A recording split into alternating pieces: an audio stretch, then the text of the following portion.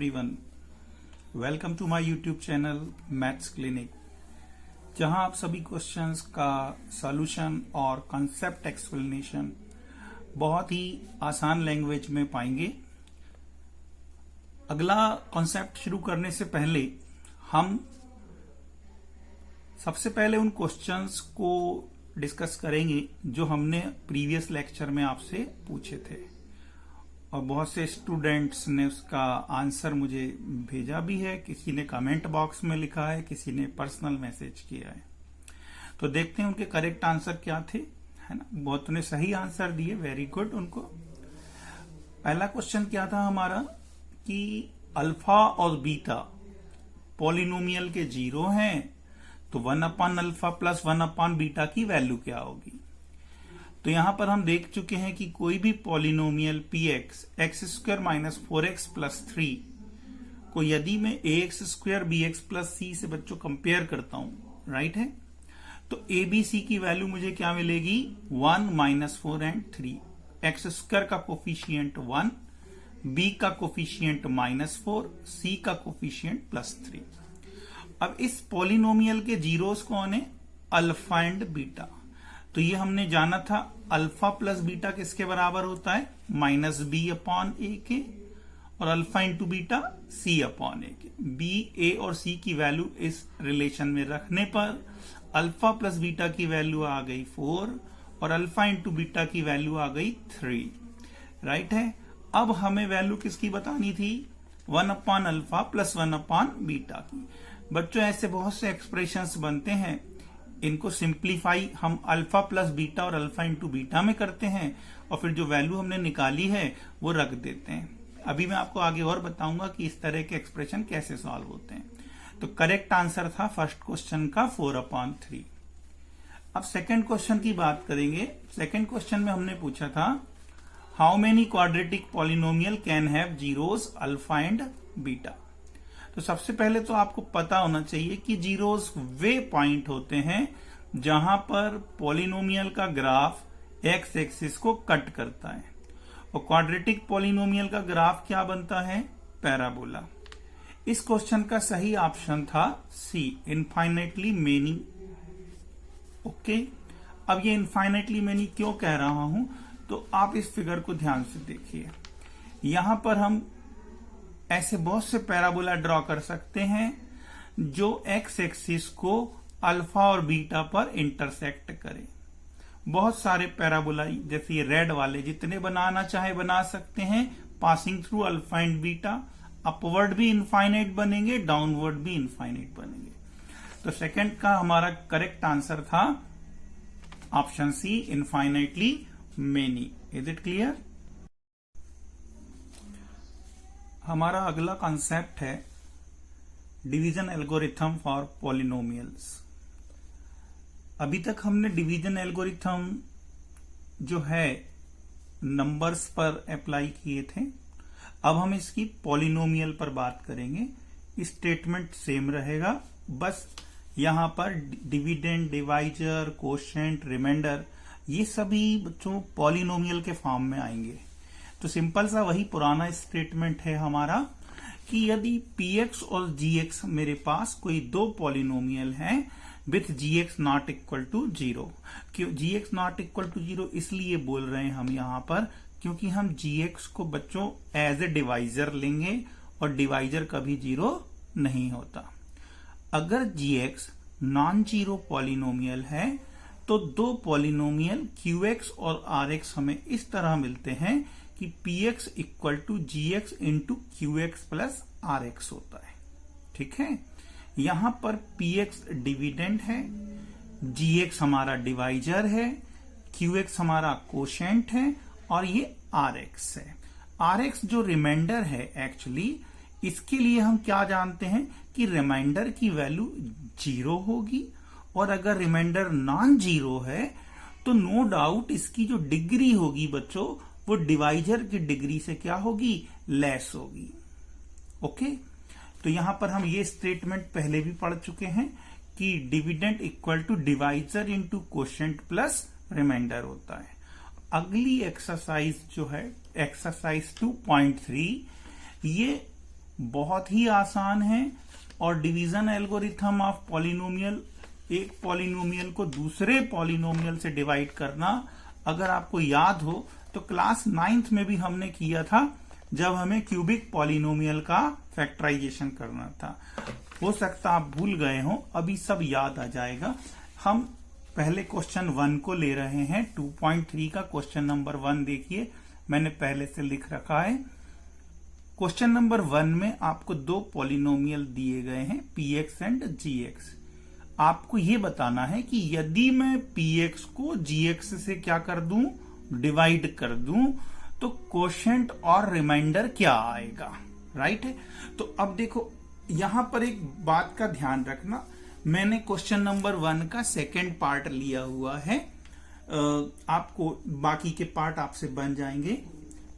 px को हम ध्यान रखें कि कंप्लीट पॉलिनोमियल फॉर्म में लिख लिया करें, ताकि कोई गलती जो अक्सर मैंने देखा है बच्चे करते हैं वो आपसे ना हो।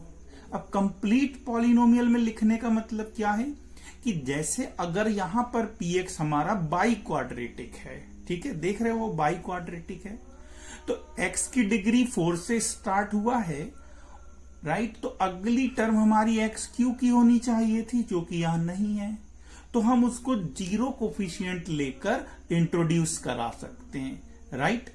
तो हम इसको कंप्लीट फॉर्म में जब लिखेंगे तो क्या लिखेंगे, एक्स की पावर 4 एज इट इज। अब एक्स क्यू नहीं है तो उसकी जगह लिखेंगे 0x3, आगे एक्स स्क्वायर वाली term -3x² plus 4x plus 5, right है। ये कंप्लीट पॉलिनोमियल हो गया। अब हम gx को भी देखें तो gx उन्होंने क्या दिया है, x² प्लस 1 माइनस x दिया हुआ है। इसमें ध्यान रखें कि इसको कंप्लीट फॉर्म में लिखने की जरूरत नहीं होती है, बस आपको इसको जो है डिसेंडिंग पावर ऑफ x में अरेंज करना है। तो x² के बाद आप -x लिखेंगे, फिर +1 लिखेंगे। इज इट क्लियर बच्चों, है ना, बहुत आसान है ये। चलिए अब देखते हैं इसको हम डिवाइड कैसे करते हैं। ठीक, दो बातें याद रखना बच्चों, जो डिविडेंड है उसको कंप्लीट पॉलिनोमियल के फॉर्म में लिख लेना, राइट, और डिवाइजर के लिए जरूरी नहीं है, but should be in descending power of x।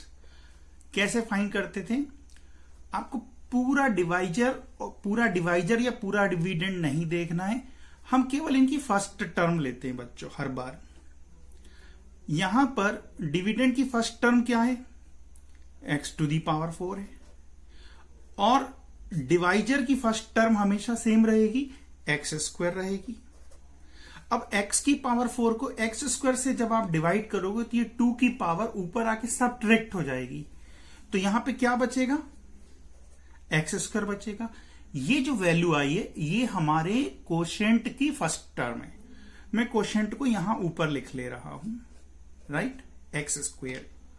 ध्यान से समझना, डिवाइजर की जो फर्स्ट टर्म है वो x² है और डिविडेंड की फर्स्ट टर्म क्या है, x⁴। हम x⁴ को x² से डिवाइड करेंगे, हमें मिलेगा x²। ये जो x² आया है ये कोशेंट की फर्स्ट टर्म है बच्चों, ये हम कोशेंट में लिख देंगे।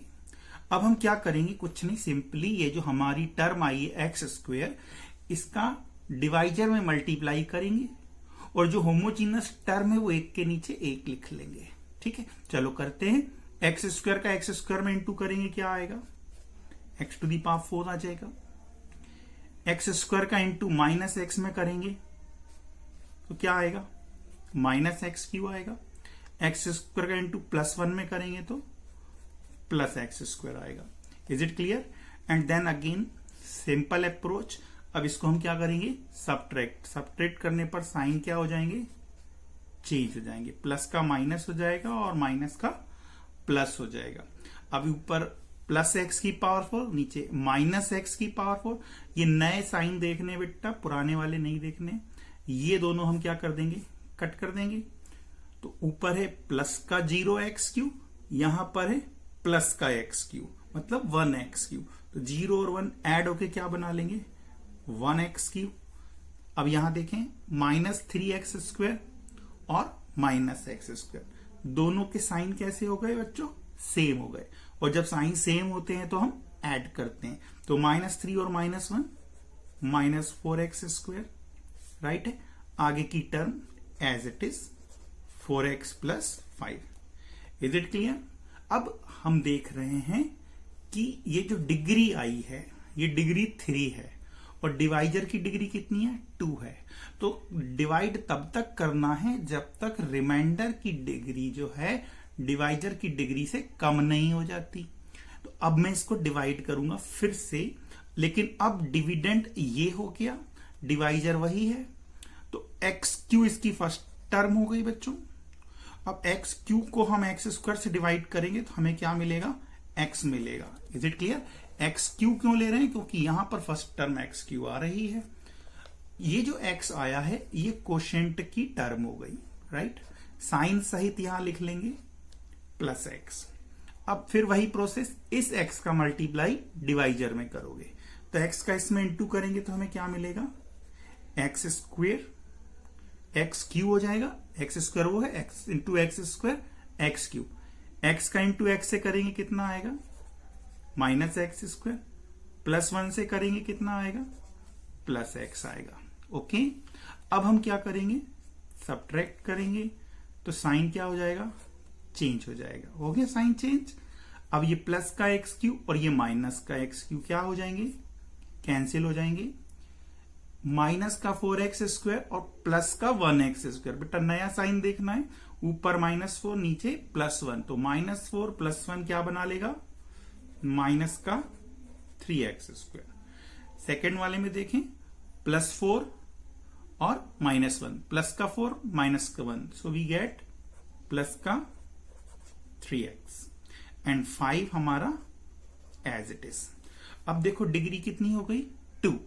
अब ये डिवाइजर की डिग्री के बराबर हो गई।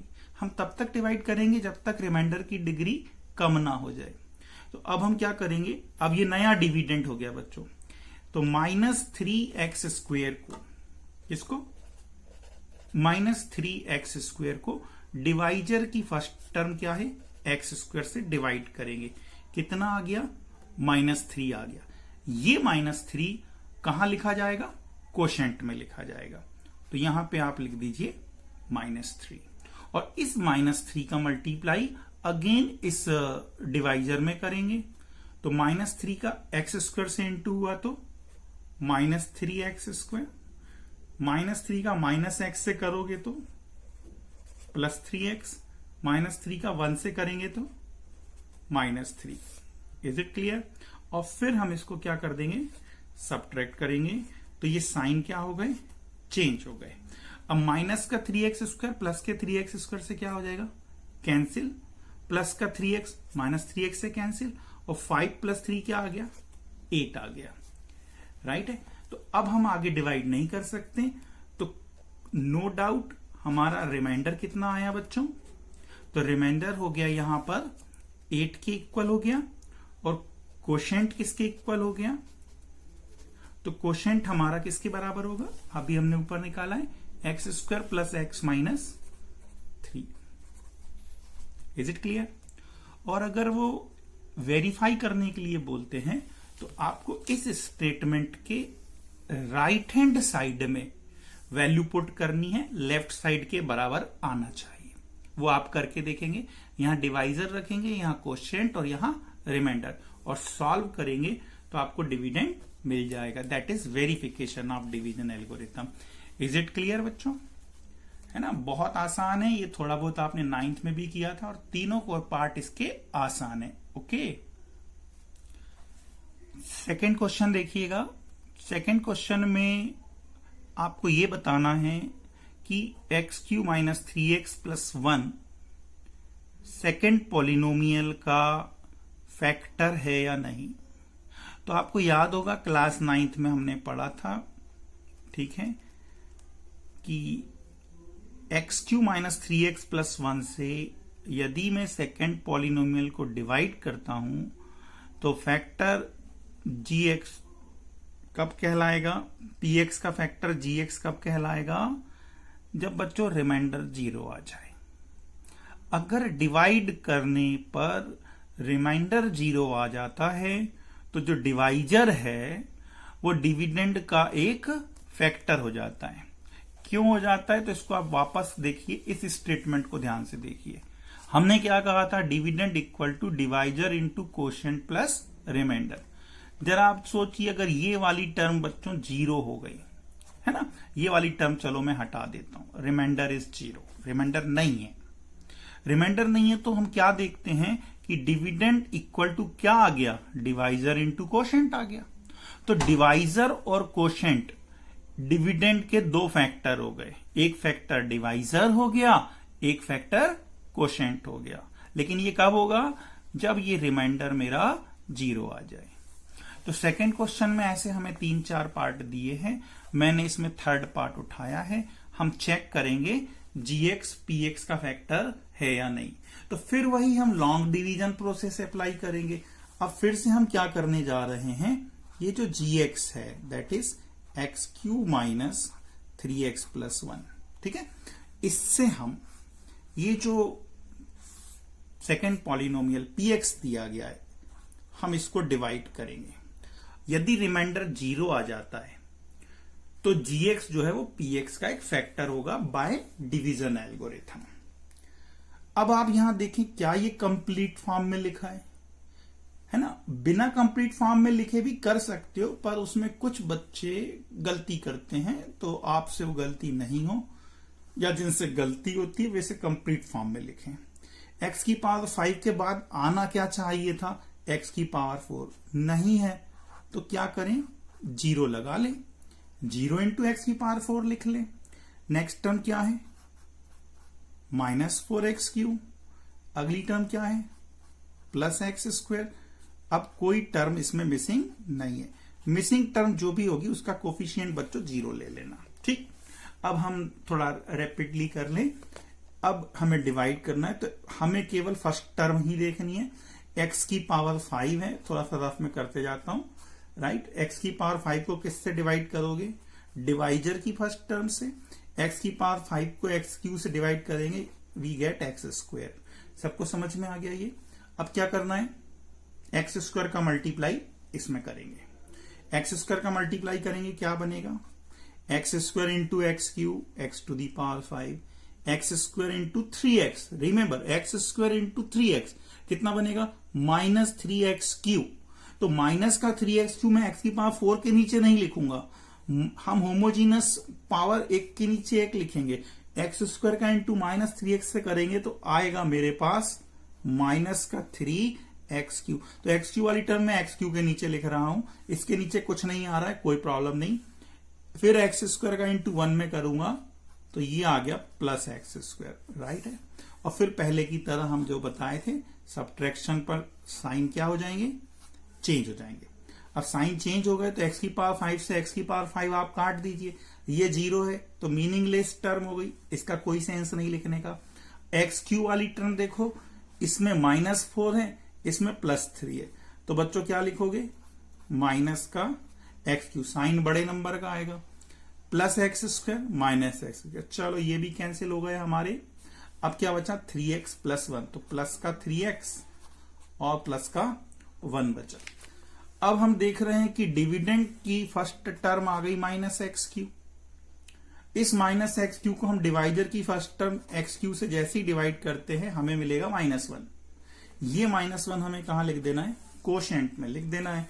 इस -1 का इंटू इसमें करेंगे तो हमें क्या मिलेगा, माइनस का x³ प्लस का 3x और माइनस का 1 मिलेगा, राइट है भाई। -1 इंटू +1 इज -1।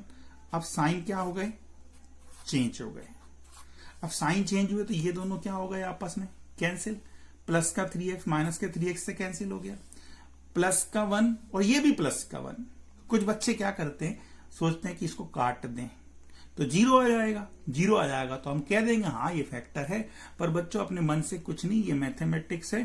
+1 और +1 क्या हो रहा है, +2 हो रहा है, राइट है। अब ये +2 आ गया तो आप कह सकते हैं since the remainder is not equal to 0, ये रिमाइंडर कितना आया, 2 आया, रिमाइंडर 0 नहीं है, रिमाइंडर 0 नहीं है, therefore gx is not a factor of px। ये आपका सोल्यूशन हो गया। पहले वाले क्वेश्चन में केवल कोशेंट रिमाइंडर निकालना है बच्चों, और सेकंड क्वेश्चन में आपको ये बताना है कि फैक्टर है या नहीं, सेकंड पॉलिनोमियल फर्स्ट का फैक्टर होगा कि नहीं होगा। Is it clear? बनेंगे दोनों प्रॉब्लम आप लोगों से, कोशिश कीजिएगा। ओके बच्चों, आप ये एक्सरसाइज 2.3 के 2 क्वेश्चंस कंप्लीट कीजिएगा, है ना। बहुत सारा मैथ्स हम पढ़ा दें और आप उसमें से कुछ भी ना करो, ये भी ठीक नहीं है। तो हम थोड़ा थोड़ा डेली पढ़ेंगे, 20-25 मिनट 30 मिनट, और ज्यादा नहीं करना, इससे ज्यादा धीरे धीरे कोर्स खत्म हो जाएगा। अब मैं आपसे फिर वीडियो के एंड में, लेक्चर के एंड में, है ना, क्वेश्चन पूछूंगा। तो इनके आंसर, आप सिर्फ आंसर की जो वैल्यू आ रही है बच्चों वो लिखना है, पूरा सॉल्यूशन नहीं लिखना है। और पर्सनल मैसेज ना करते हुए आप मुझे कमेंट बॉक्स में देंगे तो दूसरे स्टूडेंट भी थोड़ा सा इंस्पायर होंगे और कोशिश करेंगे कि आंसर लाए कैसे।